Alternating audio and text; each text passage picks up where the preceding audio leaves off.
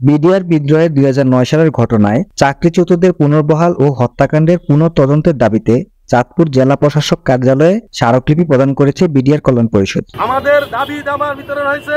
যে আমাদের তথাকথিত সেদিন মাননীয় তৎকালীন প্রধানমন্ত্রী বিদ্রোহীদেরকে সাধারণ ক্ষমা ঘোষণা করে, অথচ আজ আমরা বিভিন্ন প্রিন্ট মিডিয়ায় এবং তৎকালীন বিডিআর বিলখানায় কর্মরত কর্মকর্তাদের বিভিন্ন বক্তব্যের মাধ্যমে জানতে পারি এবং বর্তমান রাজনীতিবিদদের বিভিন্ন টকশোতে জানতে পারি তৎকালীন এই ঘটনা কোনো বিডিআর বিদ্রোহ ছিল না, শুধু একমাত্র হত্যাকাণ্ডই ছিল। তাই আমরা মনে করি এটাকে হত্যাকাণ্ড হিসাবে স্বীকৃতি দিয়ে হত্যাকাণ্ডের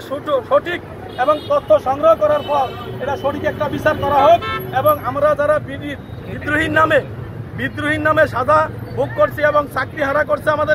আমাদের প্রত্যেককে আমাদের পাওনা, আমাদের চাকরি আমাদেরকে বুঝিয়ে দেওয়া হোক। এটাই আমাদের মাননীয় বর্তমান প্রধান উপদেষ্টা এবং বর্তমান সমন্বয়ক ছাত্র সংগঠন, ছাত্র জনতার সংগঠন, এদের কাছে আমাদের দাবি যে আমাদের এই